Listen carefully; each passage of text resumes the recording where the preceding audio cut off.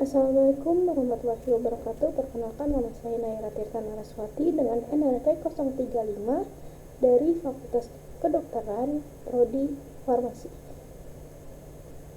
Sumber pengetahuan, rasionalisme, empirisme, dan sintetis Kantian.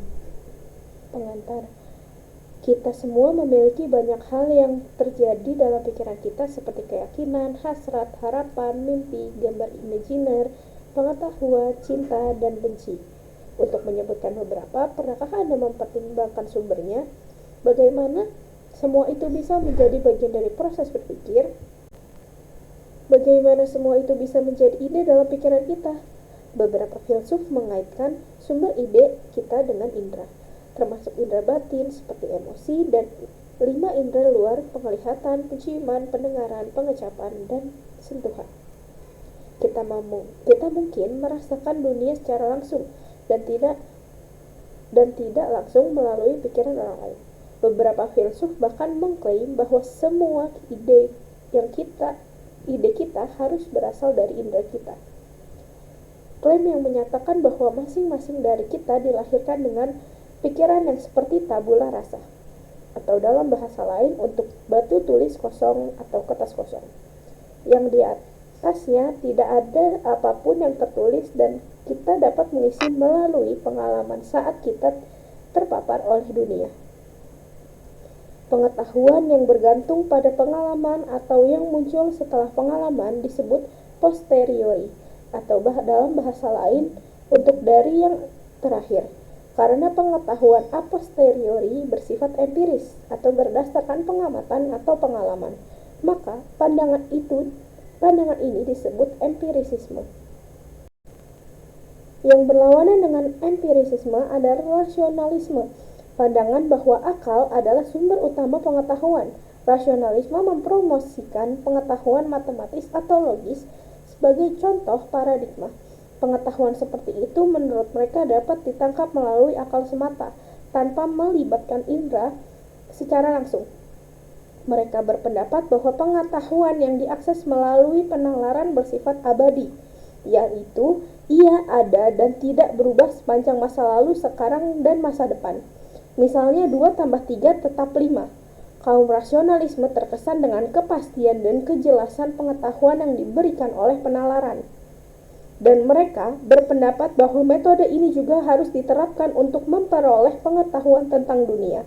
Bukti indera harus sesuai dengan kebenaran akal, tetapi bukti indera itu bukan prasyarat untuk memperoleh kebenaran. Pengetahuan yang tidak bergantung pada atau mendahului pengamatan dan pengalaman disebut a priori dalam bahasa Latin untuk dari yang pertama. Rasionalis berpendapat bahwa akal adalah dasar dari pengetahuan a priori.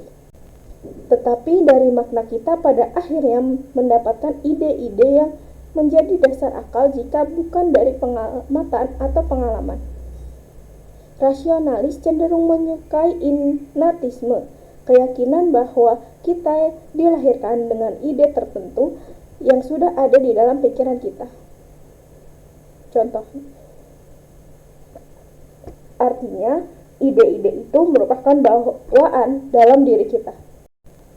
Di antara contoh-contohnya adalah prinsip matematika atau ilmu logika, pemahaman moral, dan konsep Tuhan. Meskipun kaum innatis mengklaim bahwa ide-ide seperti itu ada dalam diri sejak lahir, ini tidak menjamin kesadaran langsung kita akan kehadirannya. Akal adalah fakultas yang memungkinkan kita untuk menyadari atau mengaksesnya. Berikut ini ide-ide bawaan dengan demikian menjadi dasar dari model rasionalisme. Penekanan rasionalisme terhadap pengetahuan a priori. Filsuf Prancis René Descartes dan filsuf Jerman Gottfried Wilhelm Leibniz, dua pemikiran rasionalis yang penting, mendukung keberadaan ide-ide bawaan dan realisasinya melalui akal. Mereka berpendapat bahwa kebenaran yang diungkapkan oleh ide-ide semacam itu bersifat abadi, niscaya, dan universal. Bagi Descartes, ada beberapa cara yang melaluinya kita bisa memperoleh pengetahuan. Beberapa sifat bersifat bawaan, beberapa bersumber dari luar, dan beberapa yang lain dibuat oleh kita. Descartes memberi contoh gagasan tentang Tuhan sebagai ide bawaan dalam diri kita, serta gagasan tentang keberadaan seseorang. Menurut Descartes, ide-ide bawaan seperti kebenaran geometri, hukum logika, diketahui melalui akal terlepas dari pengalaman, karena pengalaman hanya memberi kita contoh-contoh tertentu yang darinya pikiran menemukan ide-ide universal yang terkandung di dalamnya. Oleh karenanya, ide-ide itu bersifat a priori. Ide-ide bawaan Descartes telah dibandingkan dengan informasi yang disimpan di dalam buku. Ide-ide ada di dalam diri kita, meskipun tidak selalu hadir di dalam pikiran. Begitu kita mulai membaca buku itu, isinya mengungkapkan dirinya kepada kita. Sama seperti penalaran mengungkapkan ide-ide bawaan kita kepada kita. Dengan kata lain, hanya melalui pembacaan, pemikiran yang cermat, kita dapat memahami ide mana yang bersifat bawaan dan mana yang datang kepada kita dari tempat lain. Leibniz menyebutkan ide bawaan sebagai prinsip. Sebagaimana Descartes, Leibniz berpendapat bahwa prinsip-prinsip diakses melalui akal. Sifat universal dari kebenaran matematis, misalnya, tidak diungkap oleh indera, adalah fakultas akal yang memperoleh kebenaran universal dari contoh-contoh individual. Leibniz berpendapat bahwa kumpulan contoh yang didasarkan pada indera tidak dapat membawa kita kebenaran yang niscaya. Pada saat yang sama, juga jelas bahwa kita dapat memahami banyak kebenaran yang niscaya seperti matematika. Oleh karena itu, pikiran kita adalah sumber yang sebenarnya, yang berarti kebenaran-kebenaran ini ada secara bawaan. Namun ide bawaan bukanlah pemikiran yang lengkap bagi Leibniz. Dia berpendapat bahwa pikiran kita terstruktur sedemikian rupa sehingga ide atau prinsip tertentu akan muncul pada kita begitu didorong oleh indera. Meskipun ide atau prinsip kita tidak berasal dari indera, ide dan kebenaran ada dalam diri kita pada awalnya sebagai disposisi atau kecenderungan daripada sebagai pikiran sadar yang aktual. Menentang pengetahuan a priori dengan menolak ide bawaan. Klaim kaum empirisis bahwa semua pengetahuan kita berasal dari pengalaman sangat kontras dengan konsep ide bawaan. Bagi kaum empirisis, semua pengetahuan bersifat a posteriori, artinya diperoleh melalui atau setelah pengalaman. John Locke, seorang filsuf empirisis, mengadopsi dua pendekatan untuk mempertanyakan ide-ide bawaan sebagai dasar dari pengetahuan a priori. Pertama, ia menunjukkan bahwa ide-ide bawaan didasarkan pada klaim yang meragukan. Kedua, bersama dengan empirisisme Skotlandia David Hume, Locke menunjukkan bagaimana empirisisme mampu menawarkan teori pengetahuan yang lebih baik melalui pengetahuan a posteriori. Locke memulai dengan mempertanyakan sifat universal dari ide-ide bawaan. Dia menentang klaim bahwa ide bawaan hadir dalam diri kita semua dengan mencatat bahwa anak-anak yang cukup muda dan orang dewasa tanpa pendidikan yang diperlukan tidak memiliki konsep tentang Tuhan atau pengetahuan tentang prinsip-prinsip logika atau matematika. Oleh karena itu, tidak berdasar jika mengatakan bahwa ide bawaan bersifat universal. Melalui pengalaman dan pengamatan, kita memperoleh ide-ide seperti itu. Artinya, ide-ide itu bersifat a posteriori. Di sini Leibniz membela pandangan inatis dari keberatan Locke dengan menunjukkan bagaimana anak-anak dan orang yang tidak memiliki pendidikan yang diperlukan mampu menggunakan prinsip-prinsip logika dan matematika dalam kehidupan sehari-hari. Mereka tanpa memahami apa itu prinsip logika dan matematika atau tanpa mampu mengartikulasikannya dalam kata-kata. Seorang anak, untuk menggunakan contoh saya sendiri, tahu tanpa kebingungan bahwa dia tidak bisa duduk di pangkuan kedua orang tuanya pada saat yang bersamaan. Demikian pula, mereka yang tidak belajar matematika secara formal masih dapat mengetahui bahwa dua ladang jagung berbentuk segitiga yang berdekatan dipisahkan oleh pagar di sisi terpanjang dapat membuat satu ladang jagung persegi dengan menghapus pagar yang memisahkannya. Terbukti bahwa seperti yang dikatakan Leibniz, prinsip umum logika dan matematika adalah bawaan. Tetapi ini tidak berarti bahwa semua ide bawaan diterima secara universal. Ada kemungkinan bahwa kita semua memiliki ide bawaan, namun beberapa dari kita tidak menyadarinya. Locke lebih lanjut berpendapat, bagaimanapun jika tidak ada apa-apa di dalam pikiran yang tidak disadarinya, memiliki ide bawaan tanpa menyadarinya bukanlah posisi yang layak bagi Locke. Sebuah ide harus dialami atau dipikirkan terlebih dahulu, sebagaimana lagi ia bisa ada di dalam pikiran inti. Pada titik ini, Leibniz tidak setuju dengan Locke. Adalah mungkin untuk memiliki banyak ide dalam pikiran tanpa kita menyadarinya. Misalnya, Anda menyerap lagu yang diputar di pasar tanpa menyadari secara sadar. Lagu ini tidak mudah diakses atau transparan dalam pikiran Anda, karena Anda tidak dapat mengingatnya, namun ia mungkin dapat dikenali setelah mendengarnya lagi. Jadi ia pasti sudah ada di dalam Anda, di dalam suatu tempat dalam arti tertentu. Demikian pula ide bawaan bisa ada di pikiran Anda tanpa Anda sadari. Kita dilahirkan dengan fasilitas untuk mewujudkan ide-ide bawaan ketika kondisi yang menguntungkan diperoleh di kemudian hari, seperti ide-ide keindahan, keadilan, dan kebenaran matematis. Jawaban Locke adalah bahwa realisasi ide atau kapasitas dalam situasi yang tempat berlaku, semua ide, bukan hanya ide yang konon bawaan. Dia menantang Ignatius untuk menghasilkan kriteria yang membedakan ide bahwa dari yang bukan bawaan. Leibniz menanggapi dengan kriteria yang seperti berikut. Ide bawaan itu bersifat niscaya. Ia pasti benar, tidak dapat salah. Sedangkan ide-ide non-bawaan hanya bersifat kontingen. Mungkin benar, mungkin salah. Kita dapat membedakan kebenaran niscaya dan karenanya abadi menurut pandangan Leibniz dari kebenaran yang tergantung pada berbagai fakta. Penekanan empirisme terhadap pengetahuan a posteriori. Locke mengklaim untuk menunjukkan bagaimana pikiran yang seperti tabula rasa saat lahir memperoleh pengetahuan. Bagi para empirisis, pengalaman semata melengkapi pikiran kita dengan ide-ide sederhana yang merupakan elemen dasar pengetahuan. Setelah ditunjuk bahwa semua ide dapat berasal dari pengalaman, akan berlebihan untuk menambahkan ide bawaan. Jadi, apakah pengetahuan a posteriori membuat kita menolak pengetahuan a priori? Mari kita cari tahu. Bagi Locke, pengetahuan berdasarkan pengalaman itu mudah dipahami. Dia meminta kita untuk menganggap bahwa kita memiliki ide bawaan tentang warna dan bahwa kita juga dapat melihat warna dengan mata kita.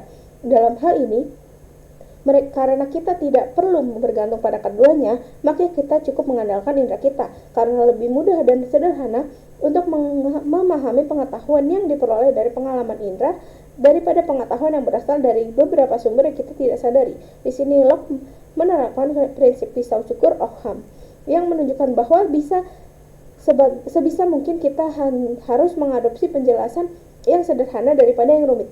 Penjelasan sederhana memiliki kelebihan berupa kurang rentan terhadap kesalahan dan lebih ramah terhadap pengujian daripada penjelasan yang rumit yang tidak menambah nilai penjelasan. Pertanyaan berikutnya adalah apakah pengetahuan a posteriori saja memberi kita pengetahuan memadai tentang dunia? Mari kita ambil contoh mengalami dan dengan demikian mengetahui bunga seperti mawar. Saat kita mengalami mawar, warna, tekstur, dan aroma yang khas adalah ide-ide yang melaluinya kita menjadi sadar akan objeknya. Tetapi ketika kita tidak mengalami atau merasakan bunga mawar, kita masih saja memikirkan. Kita juga dapat mengenalinya saat berikutnya kita melihat bunga tersebut dan mempertahankan keyakinan bahwa bunga itu berbau manis, indah untuk dilihat, dan lembut untuk disentuh. Ini menunjukkan bahwa selain penginderaan, kemampuan untuk membentuk konsep tentang objek yang kita temui sangat penting untuk mengetahui dunia. Pengalaman kita juga menunjukkan bahwa kita membayangkan apa yang tidak kita alami secara langsung, seperti putri duyung. Imajinasi seperti itu memungkinkan karena kita telah mengalami secara langsung bagian-bagian berbeda dari objek imaginary ini secara terpisah. Menggabungkan pengalaman-pengalaman ini dalam pikiran dengan cara yang teratur menghasilkan objek yang dibayangkan. Seandainya jika kita belum pernah mengalami dan dengan demikian belum pernah membentuk konsep ikan dan wanita secara terpisah sebelumnya, kita tidak dapat membayangkan putri duyung saat ini. Pertimbangan ini mengarahkan Locke untuk mengkategorikan semua pengalaman indera kita ke dalam ide sederhana dan ide kompleks. Ide sederhana adalah ide dasar yang tak terpisahkan seperti ide warna merah. Ide kompleks dibentuk oleh pikiran baik dari lebih dari satu ide sederhana atau dari kesan kompleks. Ide-ide kompleks dapat dibagi karena mereka memiliki bagian-bagian, contohnya seperti jalan emas, tentara, dan alam semesta. Ide dan konsep saya tentang suatu objek, entah sederhana atau kompleks, pada akhirnya dapat ditelusuri kembali ke kesan indera yang terkait. Hume, filsuf empirisis penting lainnya, menulis tentang ide sebagai salinan dari kesan. Kesan itu gamblang dan hidup, seperti yang diterima langsung oleh pengalaman indera. Hume juga memungkinkan kesan batin, termasuk kecemburuan, kemarahan, dan sebagainya. Ide adalah salinan mental atas kesan ke dalam atau keluar yang menjadikan samar atau lemah. Contoh bandingkan pengalaman persepsi dan mengingatnya dari pengingatan. Hume berpendapat bahwa kita tidak ada kesan, tidak akan ada ide. Seorang buta tidak dapat memiliki ide tentang warna. Menurut Hume, seorang tidak dapat dilahirkan dengan ide-ide yang tidak berasal dari kesan apapun jika tidak ada ide bawaan bagi Hume. Namun dia setuju dengan bahwa kecenderungan kita menghindari rasa sakit atau untuk mencari banyak kesenangan dan keinginan kita itu bersifat bawaan. Di sini saya berpendapat bahwa bahkan kecenderungan ini didasarkan pada kesan indrawi kita dan ide-ide terkait yang kita bentuk dari kesan itu. Kecenderungan mental untuk berulang kali mencari kesenangan dan menghindari rasa sakit datang kepada kita hanya setelah kejadian pertama terpapar oleh sensasi itu. Berbeda dengan bagi Descartes, bahkan ide tentang Tuhan termasuk pengetahuan a posteriori bagi Hume. Karena tidak seorang pun dari kita yang mengalami Tuhan secara langsung menurut Hume. Tidak ada kesan tentang Tuhan yang tersedia bagi kita untuk membuat ide yang sesuai. Dalam pandangan Hume, imajinasi kita membentuk ide yang memperluas pengalaman kita tentang kualitas baik yang dimiliki oleh orang-orang di sekitar kita. Mengingat bahwa bahkan ide tentang Tuhan dapat diturunkan dari kesan-kesan indrawi. Ini memberikan dukungan lebih lanjut pada klaim empirisis bahwa semua ide kita bersifat a posteriori. Oleh karena itu, menurut Hume, klaim rasionalis tentang keberadaan ide-ide bawaan dan pengetahuan a priori itu keliru. Kekurangan teori nebula rasa. Kelemahan teori nebula rasa kaum empiris dapat terungkap jika kita menunjukkan bahwa tidak semua ide berasal dari kesan yang terkait. Namun ini tidak berarti kita harus kembali ke teori rasionalis tentang ide bawaan. Seperti yang kita lihat, rencananya adalah menjajaki alternatif ketiga. Kehadiran konsep-konsep umum dapat dalam pikiran kita menunjukkan bahwa tidak selalu ada hubungan satu-satu antara ide dan kesan indrawi yang terkait. Misalnya, kita melihat berbagai contoh warna biru di sekitar kita dan dari contoh ini kita membentuk konsep umum tentang biru. Konsep umum ini tidak disalin dari satu kesan tertentu tentang biru atau bahkan dari corak tertentu warna biru. Kita juga memiliki konsep abstrak seperti keadilan, kebaikan, dan keberanian yang tidak dapat dilacak oleh kesan indrawi. Dalam kasus seperti itu, kita mengalami tindakan atau contoh keadilan, kebaikan, dan keberanian yang beda. Tetapi jika konsep-konsep abstrak ini disalin dari kesan tertentu, maka hanya contoh-contoh ini dan bukan konsep itu sendiri yang ada dalam pikiran kita. Oleh karenanya, konsep itu dibentuk dan dipahami daripada disalin. Demikian pula konsep-konsep rasional seperti di atas diantara sama dan sejenisnya diwujudkan bukan dengan menyalin kesan-kesan yang terlibat. Faktanya tidak ada kesan sama sekali yang terkait dalam konsep rasional ini. Konsep relasional ini, kita malah menerima kesan tentang objek-objek partikular yang ada dalam hubungan seperti ini. Kucing duduk di atas tikar, selat Inggris yang terletak di antara Britania Raya dan Eropa Daratan, 1 dikurangi 1 sama dengan 0, dan seterusnya. Singkatnya, pembentukan konsep umum, abstrak, dan relasional dalam pikiran kita menunjukkan bahwa aliran kesan dan tidak terputus tidak akan membentuk suatu ide yang kita miliki. Alih-alih ini mensyaratkan bahwa sejak lahir pikiran setidaknya sebagian dilengkapi oleh struktur dan arsitektur yang memungkinkannya memahami kesan pentah dan yang diterimanya dan membentuk konsep yang di dalamnya tidak ada korespondensasi satu-satu antara kesan dan ide. Ini menantang keaslian tabula rasa. Ini membawa kita ke tahap perlu menemukan alternatif ketiga yang sangat diperlukan, yang dapat memfasilitasi pengetahuan yang lebih lengkap tentang dunia. Ini memerlukan persilangan antara a priori dan a posteriori atau rekonsiliasi keduanya, kombinasi konsep dan objek persepsi, kesegaran dan sifat langsung sensasi, kesan dan persepsi membuatnya pasti.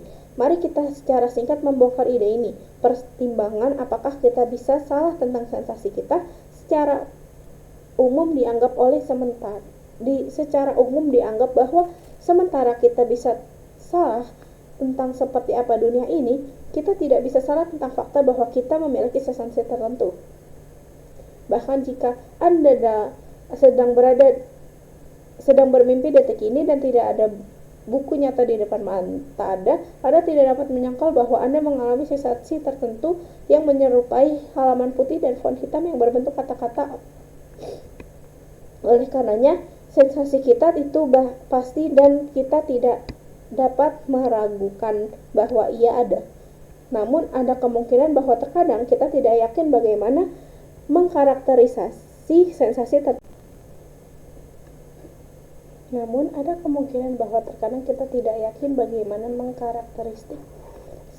tertentu. Misalnya, mungkin Anda melihat mobil yang mencolok dan tidak yakin apakah itu warna hijau metalik atau abu-abu. Jika Anda mungkin mengalami kebingungan dalam menggambarkan sensasi Anda, tetapi itu tidak mempengaruhi kepastian keraguan sensasi itu sendiri tentang apa yang ada di sini dan saat ini untuk Anda. Filsuf Jerman Immanuel Kant berpendapat bahwa agar persepsi kita masuk akal bagi kita, persepsi itu harus diterima ke dalam konsep yang ada di dalam pikiran kita. Struktur pemahaman ini memungkinkan pikiran kita memproses kesan yang kita alami, kecuali berbagai sensasi mentah yang kita terima dari pengalaman diklasifikasikan ke dalam kategori pemahaman yang berbeda. Kita tidak dapat memahaminya. Misalnya, pikiran kita harus memiliki kemampuan untuk setidaknya mengenali apakah dua sensasi itu serupa atau berbeda. Tanpa kemampuan ini, kita tidak dapat memahami pengalaman. Atau pertimbangkan bahwa kita juga melihat bahwa objek berada dalam ruang dan waktu tertentu, berada dalam hubungan sebab akibat, dan termasuk dalam kategori persatuan pluralitas afirmasi negasi, partikular universal dan sejenisnya.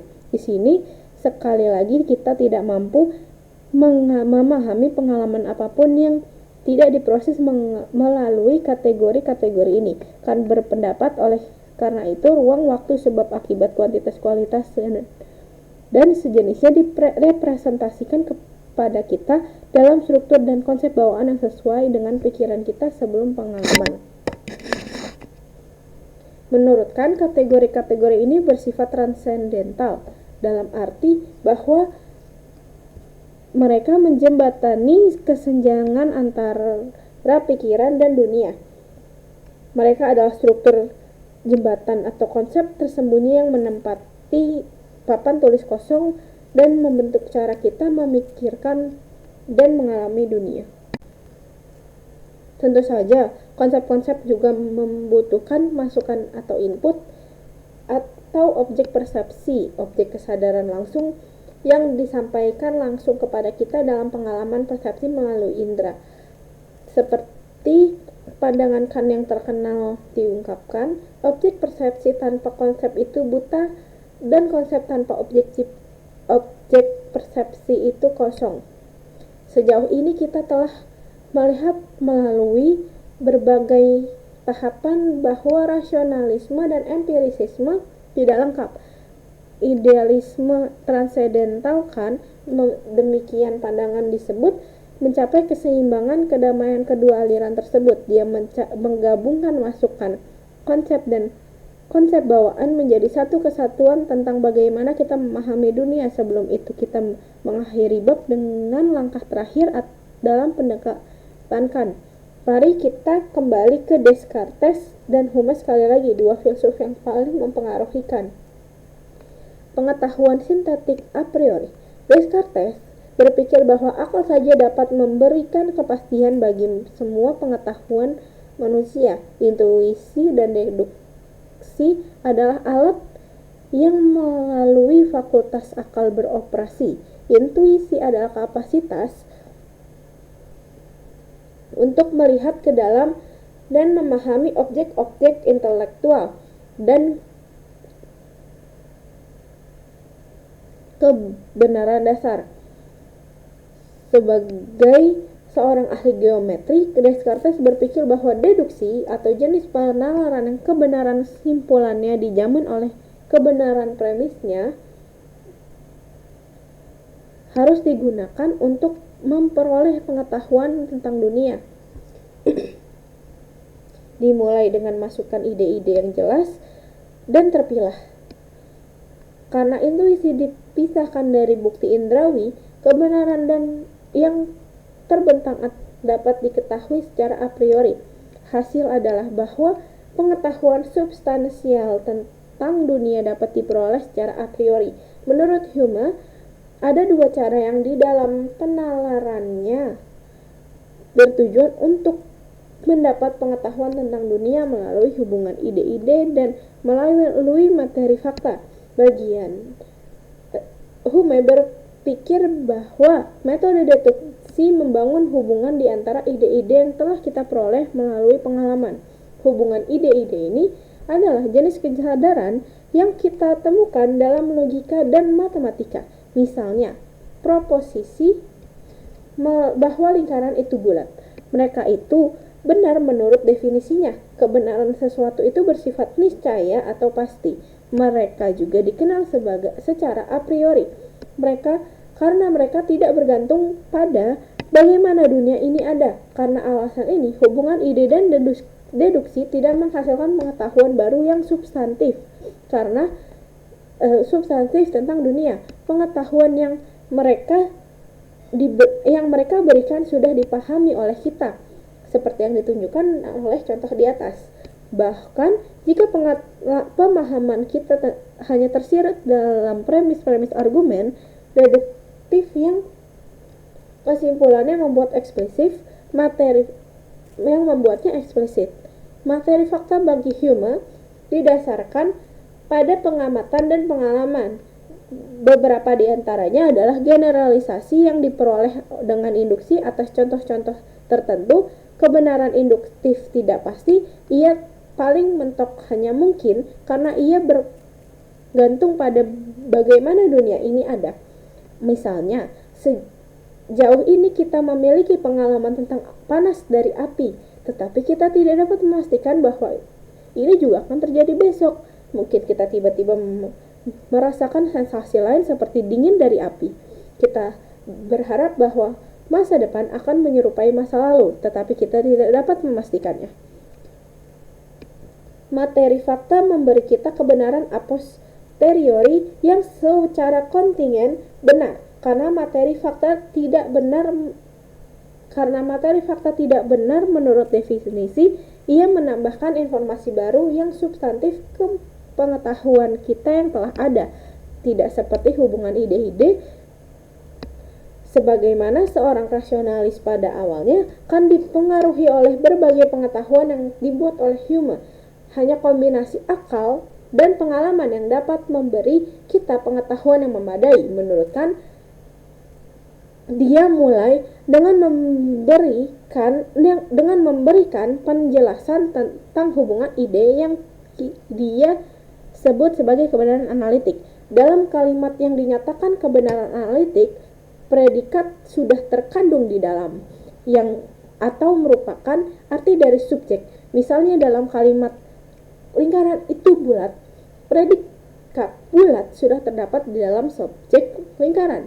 Contoh lain yang lumrah dalam kalimat bujangan adalah pria yang belum menikah. Predikat pria yang belum menikah adalah arti dari subjek bujangan. Kita tidak dapat menyangkal kebenaran seperti itu tanpa kontradiksi. Kalimat itu sepertinya selalu benar, yang berarti bahwa ia benar terlepas dari bagaimana dunia ini ada, karena kita tidak perlu memeriksa dunia untuk mengetahui apakah ia benar. Kebenaran analitik dapat diketahui secara a priori. Kant mengistilahkan materi fakta dengan kebenaran sintetik. Predikat tidak terkandung di dalam subjek yang juga bukan arti dari subjek. Kebenaran sintetik tidak benar menurut definisi. Dengan demikian, masuk akal bahwa kebenaran sintetik didasarkan pada pengamatan dan karena itu pasti bersifat a posteriori. Walaupun seperti yang akan segera kita lihat, Kant berpendapat ini tidak berlaku untuk semua kebenaran sintetik. Misalnya, pertimbangkan proposisi. George si bujangan adalah seorang penulis. Kita memiliki informasi baru di sini tentang orang tertentu bernama George yang menjadi seorang bujangan dan penulis, dan pengalaman diperlukan untuk mengetahui hal ini. Karena lawan dari kebenaran sintetik tidak kontradiktoris, maka ia bersifat kontingen. Kant berpendapat bahwa hanya kebenaran sintetik yang mampu memberikan informasi baru yang substantif tentang dunia.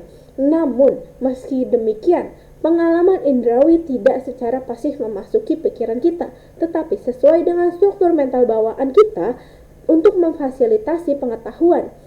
Karena struktur ini bekerja secara independen dari pengalaman, maka ini bersifat a priori. Struktur a priori bawaan dari pikiran kita atau konsep kita secara aktif terlibat dalam memahami pengalaman kita. Mereka terlibat dengan membedakan dan mengatur informasi yang diterima dalam pengalaman. Tetapi sekali lagi, kemampuan untuk melakukan aktivitas ini mengandaikan bahwa dunia itu sendiri yang memberikan kita informasi dan konsep terstruktur dengan cara yang memungkinkan keterpahaman atau intelligibility. Cara-cara tertentu dunia harus terstruktur, ruang waktu, dan hubungan sebab akibatnya. Misalnya, menghasilkan kebenaran substantif tentang realitas. Kebenaran ini berlaku bukan hanya karena makna kata atau bentuk logis dari kalimat. Ia bersifat sintetik, dan karena kita sampai pada hasil ini melakukan refleksi a priori. Kant berpendapat bahwa kita memiliki kebenaran sintetik a priori tentang dunia. Kategori pengalaman yang sebelumnya tidak dikenal, sekarang ditambahkan ke kategori standar pengetahuan sintetik a posteriori dan analitik a priori.